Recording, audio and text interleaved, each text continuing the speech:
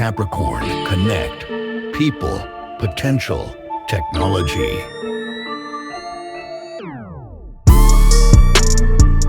Stéphane Martin is CEO of Smart Risk Consulting and co-founder of the biggest risk management conference in Switzerland. Today, we will talk about what is the role of risk management in today's corporate world. Stéphane, thank you so much for being here. Now also in the video podcast. We already had the pleasure having you in our audio podcast. How are you today? I'm very good. Thank you for inviting me again. Very happy to be here. Stéphane, I would like to start with the podcast with the question, what was your motivation? I mean, you built a big conference here in Switzerland, especially in the field of risk management. You established a big brand. What was your motivation in building this risk-in conference? Oh, yes. I think it came from a frustration. I was not really happy with the existing network of conferences. So I decided to build one myself. And I believe that you need, when you're a professional, people to discuss with on a regular basis and to discover, of course, new topics, new ideas, ways of working that you can implement. At the time, I mean, before creating the conference, I created a network called Swiss Risk Management Forum. That was when I was hired and employed by Syngenta as a corporate risk manager. So I was used to organizing, brainstorming activities and workshops. So people knew me by these activities. So I continued when I began a consultant. And this is how the conference basically was born. And for whom is this conference interesting? What kind of decision makers, what kind of companies? We try to address quite a large spectrum of companies.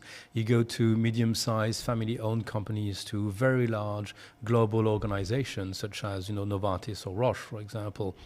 The people coming to Riskin are interested in decision-making for their own organizations. So they need to better understand risks they are taking. They need to be able to analyze the right data. And they need to stay informed about the new topics that are very trendy or challenging, such as AI, for example. So you know the risk management field so well. What do you think, from your perspective, what is the biggest risk that companies face nowadays? It's a very good question. I will start by not answering your question and maybe by explaining that it is very much linked to the risk culture in the organization. If the companies or the people within these companies are used to asking questions about risks, managing risks, analyzing risks, then you will have less surprises. But I have to be honest, in the number of organizations that I have seen, the risk management exercise is seen as a compliance exercise still. So we need to inform organizations on the use and the value of risk management. Now to answer your question, I believe that a number of risks are increasing in terms of probability and impact, such as the use of AI without having a proper governance model implemented in the organizations. You can, of course, look at climate risk scenarios for which organizations are not ready in terms of for long-term or medium-term impacts.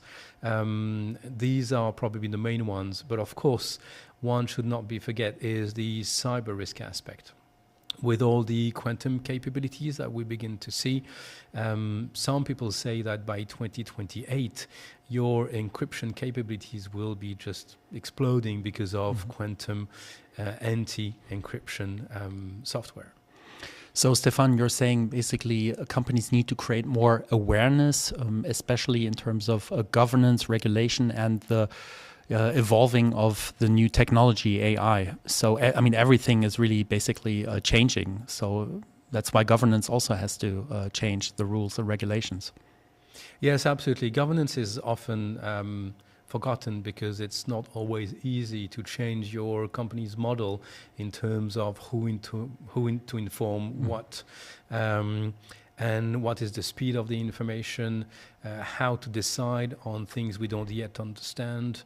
So we need to have governance models around AI, for example, and that would help organization understand what type of tools to use, what is the reach of the tools, is my data safe, for example. All these kinds of elements we're just at the beginning of it at the moment. Wow, so we're at the beginning of a huge change in the risk management governance space. Yes, especially for AI, I believe so. Because for the other topics, most organizations are ready. Concerning AI, we're still discovering what AI means. We're still discovering the capabilities of AI. A number of professionals are, for now, afraid to use AI because of the secrecy of data, for example. And it's not yet completely understood how you can use AI for better value for your organization. So we are discovering that, but there is a lot to do, a lot of positive aspects of AI that we should all endorse. Stéphane, you also help companies managing their risk. Why do they need you? Yes, absolutely. I'm a risk consultant on the side. Well, not on the side, on a day-to-day basis, alongside with organizing the risk in conference. Usually, organizations call me to set up teams, to train teams, to adapt their frameworks, and to better analyze risks. The most important aspect is probably to use techniques that have been proven to be useful to organizations, like the bow tie techniques, and also adapting their reports to be sure that it is adding value to the board or to executive committees, for example. So I see too many risk reports being static at the moment, just reflecting the work being done by risk registers along the year. I don't see enough yet dynamic risk reports that would be linked to geopolitical tensions, for example. So creating more of a dynamic risk reporting, also adapting to different political scenarios that might occur. Yes, absolutely. Boards need to be informed more in a quicker way, if you want, in terms of decisions, because today we're facing a number of events that are relayed into social media. Social media is extremely quick in relaying good stuff, but also bad stuff. So you want your boards and your executive members to be able to connect with the risk owners within your organization and take decisions very, very quickly on how to respond to specific risks when they occur. And if you look back into time, Stéphane, how do you think risk management evolved? Maybe you can elaborate on that a little bit. Yeah, I think that unfortunately risk management has not evolved a lot. I don't think that the associations or the academics have adapted their frameworks and ways of working in terms of what's really needed in terms of practicalities of risk management. So we are still selling, risk management certificates, risk management diplomas, instead of trying to train executive members, board members to what is risk management and how to analyze risks. I mean, having said that, I believe risks have evolved a lot more rapidly than risk frameworks, for example. So, as mentioned a little bit earlier, AI is evolving very, very rapidly. Cyber risks are also evolving very rapidly, and climate change. If we have to just name three, that would be these ones. And you said also getting the board more involved in the risk management aspect. I think it's really about embedding the data that you need to make decisions in the day-to-day company decisions.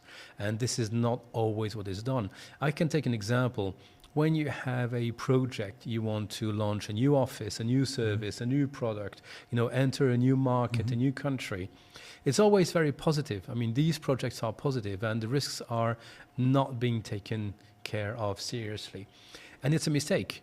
You need to understand the risk you are taking when you take a decision. And by that, I mean having the data needed to take a decision. not just using your cognitive biases to say, well, it's a great project, it's going to work. And 70% of projects around the world failed because they don't use risk management acumen. So analyzing data, taking the data into account, and also on a higher management level and board level, analyzing this data is important. Yes, absolutely. It's absolutely critical that people don't take decisions because they like something or they don't like something, and they have to base their decision on the best information they can get, and this should be given by the risk management team or the risk owners. Stéphane, finally, I also have some questions, some personal questions, so our viewers also get to know you a little bit. It's also a question that I love to ask my guests is, what kind of superpower would you like to possess? So we get to know you a little bit better. Boy, I don't. You probably already have so many, but maybe one you would like to have. I'm not aware of my superpowers, probably.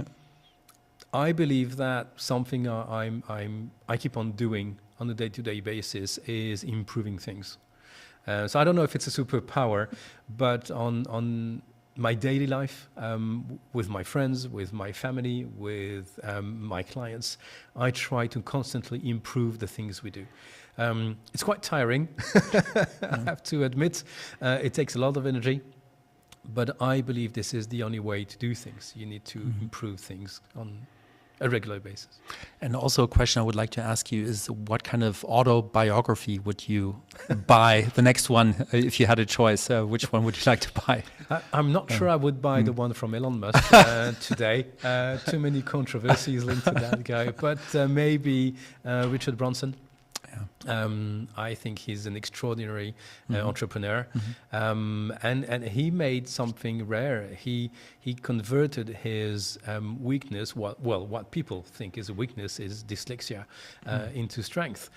So he created online universities to help kids work differently, learn differently, look at bigger picture, and these people are very, very successful thanks to Richard Branson. So yeah, I think I admire him. Oh, absolutely. Good choice. And finally, do you have a motto, a credo, or like a mission statement you live by? I'll give you two. You can give me four if you want. You can give me two.